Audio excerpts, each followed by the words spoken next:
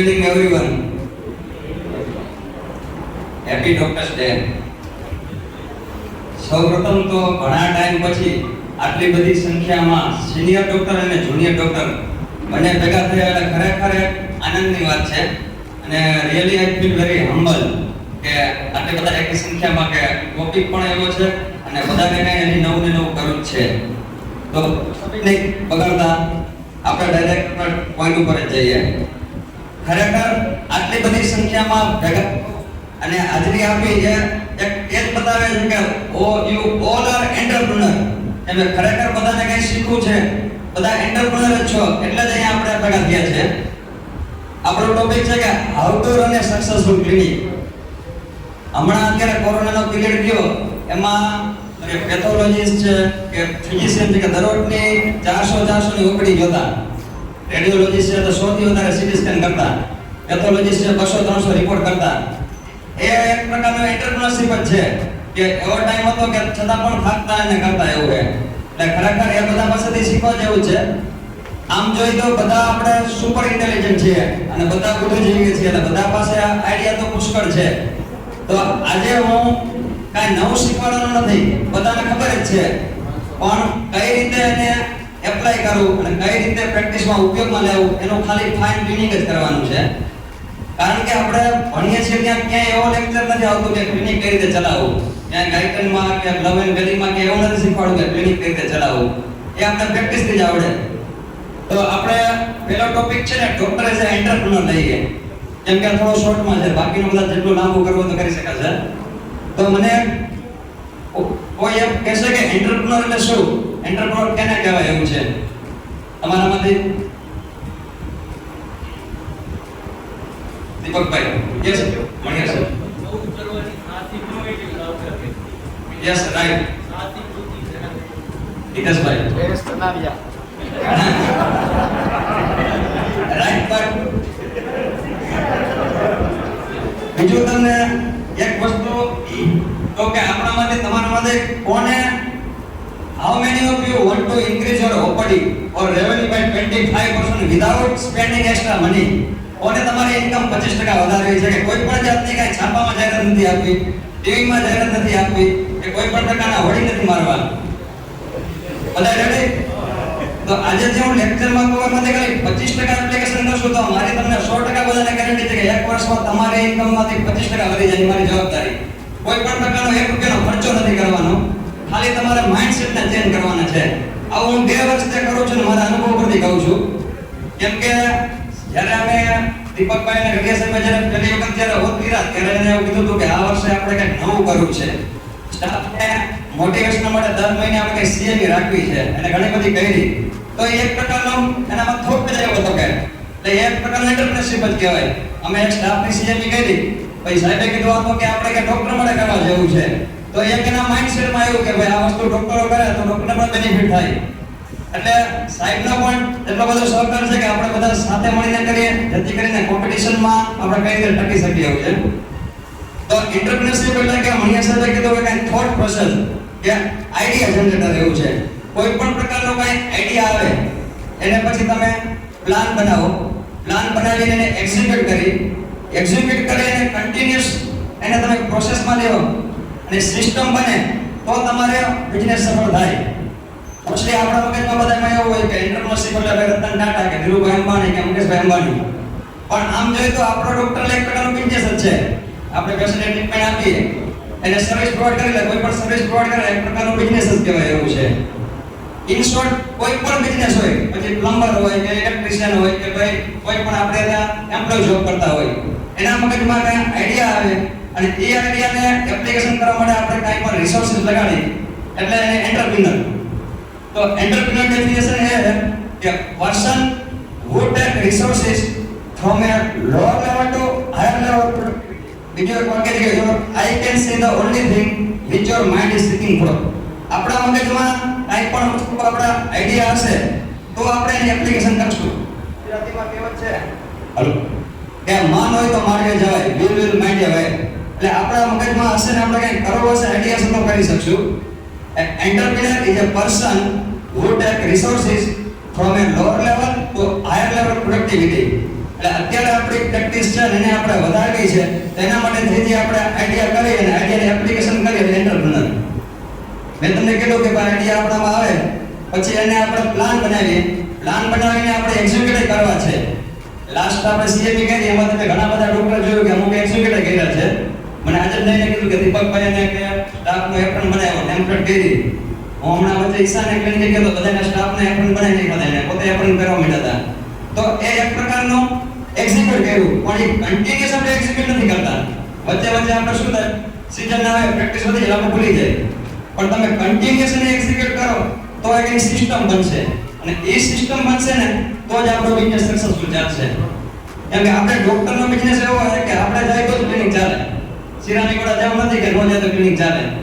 પણ આપણે સિસ્ટમ એવી બનાવવાની છે કે આપણે નો જાય તો ક્લિનિક ચાલુ જોઈએ, મારી ઇન્કમ થવી જોઈએ. તો એ સિસ્ટમ બનાવશું તો થશે. આપણે જ્યારે અંગ્રેજો આપણા પર રાજ કરવા આવ્યા ત્યારે આપણે અંગ્રેજો લગભગ 20,000 જેટલા હતા, 20 કે 25,000 જેટલા હતા, અને આપણી પોપ્યુલેશન 25 લાખ હતી. તો એ લોકોએ સિસ્ટમ બનાવી તો આપણા પર રાજ કર્યું. એટલે કોઈ પણ વસ્તુ તમે જો રિલાયન્સ છે કે ચંદા ફેક્ટરી છે, તો એ બધા લોકોની સિસ્ટમ જ છે. તો સિસ્ટમથી કામ થશે તો ઓટોમેટિક આપણું બર્ડન ઘટી જશે. આપણે બધાને ક્વેશ્ચન હોય કે અમારી પાસે ટાઈમ નથી, કે અમારે સ્ટાફને મોટિવેશન કરવા તો કઈ રીતે કરવા, અથવા તો કે ભાઈ એના પાસે આઈડિયા નથી, એવું છે. પણ આપણે જો ધારીએ તો ચાલુ ઓપીડી પર કરી શકાય છે. તો કઈ રીતે કરવાને એના માટેની 4 થિયરી છે. કે કોઈ પણ બિઝનેસ હોય એ બિઝનેસને તમારે વધારવો છે, એને સસ્ટેન કરવો છે, તો એની કઈ 4 થિયરી બનાવી છે. પહેલી થિયરી છે ચેઇન ઓફ ચેઇન થિયરી, બીજી થિયરી છે હ્યુમન કનેક્શન થિયરી, ત્રીજી થિયરી છે બ્રાન્ડ એમ્બેસેડર થિયરી, અને ચોથી થિયરી છે થિયરી ઓફ રેસિપ્રોસિટી. તો ચારે વિશે હું તમને ટૂંકમાં કહું. 4 main strategy: chain of chain, human connection, brand ambassador અને theory of reciprocity. Chain of chain theory એવું કહેવા માંગે છે કે કોઈ પણ ચેઇન હોય, એક શૃંખલા છે એ બીજી શૃંખલાને જોડાયેલી હોય. તો આ જ થિયરીને આપણે જો પ્રેક્ટિસમાં લેવી હોય તો કોઈ પણ એક પેશન્ટને તમે સરખી રીતે ટ્રીટ કરો તો બીજા 2 પેશન્ટને કહેવાનું છે, એ બીજા 2 પેશન્ટ બીજા 2ને કહેવાનું છે. એમ તમારી ચેઇન લાંબી થવાની છે. પણ ઇન બિટવીન આપણી ચેઇન બ્રેક ન થાય જોવાનું છે. જેમ કે અત્યારે કોમ્પિટિશનમાં પેશન્ટને સેટિસ્ફેક્શન થાય તો ઘણીવાર ચેઇન તૂટે તો એક પેશન્ટ બીજા 50 પેશન્ટને પણ તોડી શકે. કોઈ મને કહેશે કે એક પેશન્ટની લાઈફ ટાઈમ વેલ્યુ કેટલી હોય, લાઈફ ટાઈમ વેલ્યુ એનટીવી. કોઈ એક પેશન્ટ તમારી પાસે આવ્યો, તમે એનું લાઈફ ટાઈમ વેલ્યુ ગણો. કેમ કે આમાં ઘણા સિનિયર હશે, સતીશભાઈ છે, ભાણેશ્રી સાહેબ છે, કે હમણાં સતીશભાઈ ઉપર વાત થઈ કે ભાઈ મનીષને એને બતાવતા, એના બાબાને બતાવતા. ઘણા લોકો એવા હોય કે તમારે પેટો ટુ પેટો બતાવતા હોય, અથવા છોકરા મોટા થાય તો એમ કે આ સાહેબને બતાવવું છે એમ. અને સામાન્ય રીતે તમે જો તો ઘણા સિનિયર એવા હશે કે તમારા દીકરાને બતાવતા હોય, એના દીકરાને તો ડિલિવરી કરાવી હોય તો એ તમારી પાસે આવતા હોય. તો જે પેશન્ટ તમારા એક ઇન્ડિકેશન સિવાય અમારી પાસે સ્કિન માટે આવે, નેલ માટે આવે, હેર માટે આવે, એના દીકરાને લઈને આવે, એની દીકરીને લઈને આવે, એમ લાઈફ ટાઈમ તમે ગણો તો 50 પેશન્ટની વેલ્યુ જેવી થાય. એટલે ચેઇન ઓફ ચેઇન થિયરીમાં એવું કહે છે કે તમારી ચેઇન લાંબી થવી જોઈએ અને ના પેશન્ટ છે એને તમારે મેન્ટેન કરવા જોઈએ. તો કોઈ પણ બિઝનેસના 2 પ્રિન્સિપલ છે કે ક્રિએટ ન્યુ ક્લાયન્ટ અને મેન્ટેન ઓલ્ડ ક્લાયન્ટ. એ આપણે ડિટેલમાં જોશું કે કઈ રીતે કરવા. આજે તમે જો કોઈ પણ આપણે બિઝનેસ છે, વોડાફોન છે, એરટેલ છે કે બીએસએનએલ છે, તો કોમ્પિટિશનમાં પોતાની સ્ટ્રેટેજિક પ્લાન બદલે જ છે. તો આપણે પણ અત્યારે કોમ્પિટિશનમાં આપણે પણ અપડેટ થવું જરૂરી છે અને આપણી સ્ટ્રેટેજીમાં પણ ફેરફાર કરવો જોઈએ તો આપણે પેશન્ટની સાથે ટકી શકીએ. જેમ કે ગૂગલ, એમેઝોન, ફેસબુક તેમાં રેગ્યુલર અપડેટ આવતા જોઈએ. કેમ કે શું છે કે નહીંતર કસ્ટમર ટકવાના નથી, એવું છે. This is the practice. આપણી પ્રેક્ટિસ છે, આ પ્રેક્ટિસ છે બરાબર. એમાં ત્યાં એક ચેઇન થાય, એમાં ત્યાં બીજી 2 ચેઇન થાય, પણ વચ્ચે વચ્ચે ઘણી વખત શું છે કે કોઈ પણ સેટિસ્ફેક્શન ના તો પેશન્ટ તૂટે. આ તૂટે નહીં આપણે માટે શું કરવું જોઈએ? પ્લસ આપણા જે ઓલ્ડ ક્લાયન્ટ છે, ઘણીવાર ફૂલ પ્રેક્ટિસ આવે તો જૂના ક્લાયન્ટને ધ્યાન ના આપતા હોય. ઘણીવાર કોરોનામાં એવું થતું કે જૂના ડાયાબિટીસ બીપીના પેશન્ટને ધ્યાન ના આપતા હોય. કોરોનામાં જેવું તો ઘણા લોકો તૂટી જતા હોય, એવું છે. તો એ કઈ રીતે કરવું આપણે શીખીશું. બીજી વસ્તુ છે કે human connection theory. Human connection theory એવું કહેવાય કે આમાંથી જેટલા ડોક્ટર હશે કે કોઈ પણ બિઝનેસમેન હશે એ સક્સેસફુલ હશે તો એના મેક્સિમમ હ્યુમન કનેક્શન હશે. અને એ કનેક્શન કઈ રીતે વધારવા? તો એના માટે તમે પેશન્ટ સાથે રિલેશન રાખો, બીજા તમે ક્લબ હારે ટાઈ અપ કરો, અથવા તો તમે રોટરી ક્લબ છે, ઇનરવ્યુ ક્લબ છે, આજે સાથે કેમ કે સ્કૂલ વાળા આવ્યા હતા એવું છે, તો સ્કૂલ હારે તમારું એટેચમેન્ટ રીતે હોય. હ્યુમન કનેક્શન એટલે એવું નથી કે તમારા WhatsApp કે Facebook માં ફ્રેન્ડ જાજા હોવા. હ્યુમન કનેક્શન એટલે કે તમારી ઇમોશનલ બેંક, કે તમારે પેશન્ટ હારે એનો કેટલો તમારામાં ઇન્ટરેસ્ટ છે. ઘણા પેશન્ટ એવા હોય કે તમારે તકલીફ હોય કે ફ્રેક્ચર ની રિપ્લેસમેન્ટ કરાવવાનું હોય, પૂછવા આપને હશે તમે કે ડોક્ટરને બતાવ્યું છે. એ જેટલા કનેક્શન વધારે હોય ને એની પ્રેક્ટિસ સારી. અમે ઘણીવાર ફરવા જાય હિતેશભાઈને ફોન ચાલુ જ હોય, એક કોરોનાના ગમે એને બંધ જ ન હોય, કેમ કે પેશન્ટ મેક્સિમમ શું છે પૂછતા હોય છે ક્યાં બતાવવા જાવ, ક્યાં જાવ, શું કરવું એમ. એટલે હ્યુમન કનેક્શન માટે તમારે જેટલો પેશન્ટ સાથે કોન્ટેક્ટ વધારે, એના પર તમે ફંક્શનમાં હાજરી આપો, એના પર તમારે ખાસ કરીને કઈ ઓકેઝનમાં તમે હાજરી આપો તો ઓટોમેટિક તમારે રિલેશન વધવાના છે. એ તમને ભગવાન માને, અમારા સાહેબ આપણે કેમ કરવાનું એવું છે. આ થિયરી ઉપર સૌથી વધારે કામ કર્યું છે તો કોને કર્યું હશે? મને યાદ છે ત્યાં સુધી છે ને આપણે સીએમ તરીકે નરેન્દ્ર મોદી હતા, ત્યારે એને પીએમ બનવું નક્કી હતું એવું છે. તો એ જ્યારે સીએમ હતા ને ત્યારે એને ખ્યાલ હોય તો મારા પપ્પા ટીચર હતા, ત્યારે સ્કૂલમાં પહેલા ધોરણમાં છોકરો ભણતો હોય ને 5 વર્ષનો હોય ત્યારથી એને ફોન કનેક્શન ચાલુ કરી દીધા હતા. ત્યારે ગુણોત્સવ વખતે એનું પેલા લેક્ચર આવે, 6 મહિને જ્યારે સ્કૂલ ચાલુ થાય ને ત્યારે આપણે શું રાખતા કે પ્રોગ્રામ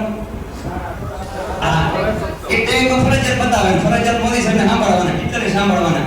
એટલે 15 વર્ષ સુધી કન્ટિન્યુઅસ કર્યું. એટલે જે 5 વર્ષનો પેલા ધોરણમાં છોકરો ભણતો 5 વર્ષનો હતો, એને ખબર હતી કે ભાઈ 18 વર્ષનો થશે, વોટર થશે, ત્યારે એને મોદી સાહેબ બીજા કોઈ ગમશે જ નહીં એવું છે.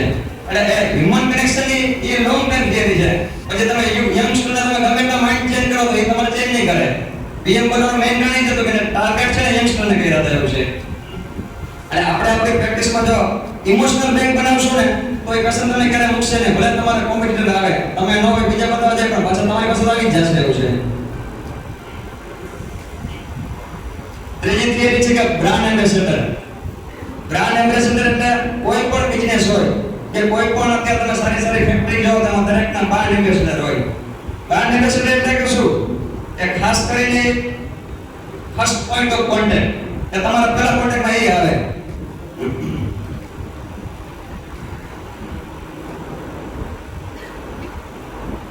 આપણે જોઈએ તો ઋતિક રોશન છે, તો ઋતિક રોશન કેના બ્રાન્ડ એમ્બેસેડર છે? સિમ્બોલો સિરામિક.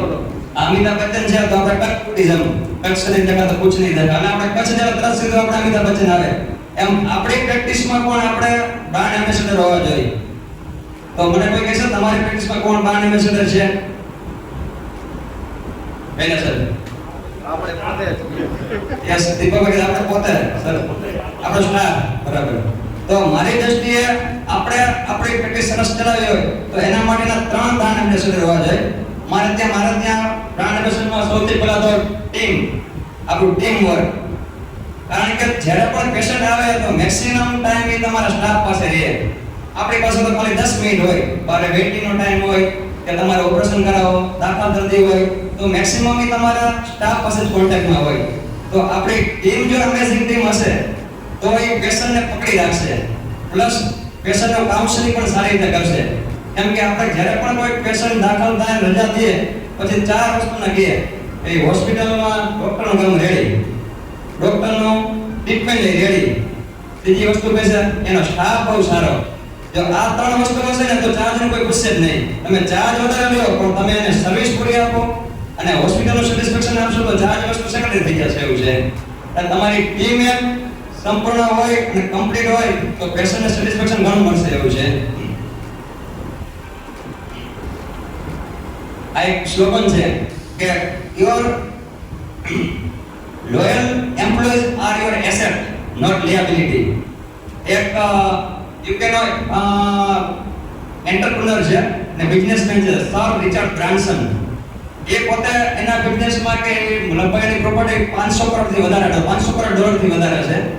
એ જનરલી એ મોસ્ટલી કહેતા હોય છે કે train your people so enough that they will leave you anytime. Train your people so enough that they will leave you anytime. કે તમે તમારા સ્ટાફને એવી રીતે ટ્રેન કરો ગમે ત્યારે છોડીને બીજે વહી જાય. As well as treat your people, treat your staff so well that they will never leave you. તમે એને ટ્રીટ એ રીતે કરો તમને બધી છોડે જ નહીં, વહી જાય તો પાછો આવી જાય. train your staff, show enough that they will leave you anytime, as well as treat your people, treat your staff so well that they will never leave you. અમારે ત્યાં ઘણા સ્ટાફ છે. મારે ત્યાં એક પારોલ છે, એ મેરેજ પહેલા જોબ કરતી હતી. મેરેજ થયા પછી જુનાગઢ સાસરે ગઈ. ત્યાં એને 2-3 દરમિયાન પછી મેં મોકલી, પણ એ કે સાહેબ મને ફાવતું જ નથી. તો અત્યારે એના હસબન્ડ લઈને આવી છે એવું કે સાહેબ આને તમે જોબ કરતી દો, કે મારે જોબ અહીંયા જ કરવી છે. કહેવાનો મતલબ કે તમે એને એ રીતે ટ્રેન કરો કે તમને છોડીને બીજી જગ્યાએ મજા જ ના આવે. એમાં મોસ્ટલી આપણે બધા હેડેક એવો જશે કે ભાઈ સ્ટાફનો હેડેક છે એવું હોય કે સ્ટાફ વહી જાય ટકતા નથી ને એવું હોય. પણ તમે અહીંયા એ રીતે રહ્યો તો પછી સ્ટાફનો પ્રોબ્લેમ થઈ જ નહીં એવું છે. બીજી વસ્તુ કે તમારા પેશન, જો તમારા પેશનને પણ તમે પૂરેપૂરું સેટિસ્ફેક્શન આપશો તો એક મોટા બ્રાન્ડ એમ્બેસેડર છે. કામમાં તમારા વખાણ કર્યા રાખશે અથવા બીજાને લઈને આવશે તમારા ભેગા એવું છે. તો એના માટે તમારે પેશન તમારી હોસ્પિટલમાં જ્યાંથી આવે પાર્કિંગમાં એની તમારી પાસે કેશ કઢાવે, વેઇટિંગમાં રહીએ, ડોક્ટર પાસે કન્સલ્ટેશન કરાવે, પછી રિપોર્ટ કે ઇન્વેસ્ટિગેશનમાં જાય, પાછા કન્સલ્ટેશનમાં આવે, પાછા એને દવા મેડિસિન મળી રહે. એ આખા વેમાં એને જો વાવ ફીલ થશે ને તો એક પેશન તમારે બીજા 5 ને લઈને આવશે એવું છે. તો તમારી ચેન લાંબી થવાની જ છે. એટલે લોયલ પેશન પણ તમારા બ્રાન્ડ એમ્બેસેડર છે એવું છે. ત્રીજી વસ્તુ દીપકભાઈ કીધું કે તમે પોતે તમારા બ્રાન્ડ એમ્બેસેડર હોવા જોઈએ. આપણે પોતાનું ચરિત્ર કે આપણી ઇમ્પ્રેશન સમાજમાં કે સોસાયટીમાં એવી હોવી જોઈએ કે પેશન એમ થવું જોઈએ કે ત્યાં કણે જાય એટલે મજા આવી ગઈ, સાહેબ કોઈ સલાહ નહીં આપે. સતીશભાઈની પેશન છે ઘણા કે સાહેબ ખીજાય ખરા પણ હારા આપું જ કહે એવું સમજાણું. ગમે એમ થાય તો ભાઈ સાહેબ અમને સાચી સલાહ આપશે એમ. એટલે આપણે પોતે પણ આપણા બ્રાન્ડ એમ્બેસેડર હોવા જોઈએ.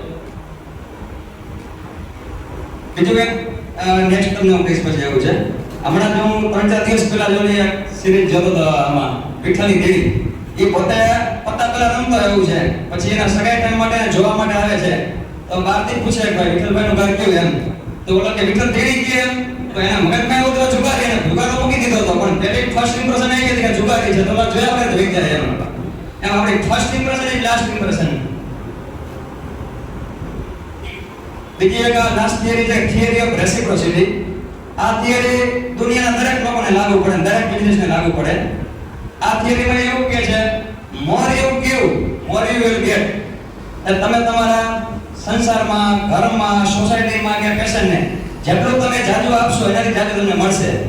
ઘણી વખત આપણે જોતા હોય, હમણાં આપણે રામ મંદિરનું કલેક્શન કર્યું તો ઘણા લોકો લાખો રૂપિયા આપ્યા એવું છે, અને સામે પાછા રિટર્ન મળવાના જોઈએ એવું છે.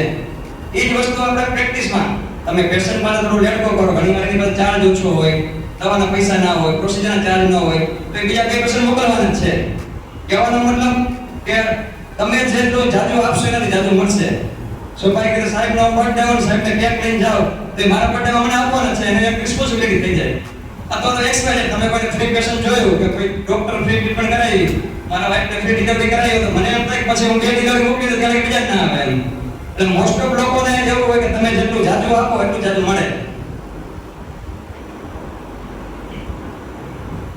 એટલે આ વસ્તુ થઈ એન્ટરપ્રેન્યોરનું. એટલે 4 થિયરી થઈ: chain to chain theory, human connection theory, theory of reciprocity અને બ્રાન્ડ એમ્બેસેડર થિયરી.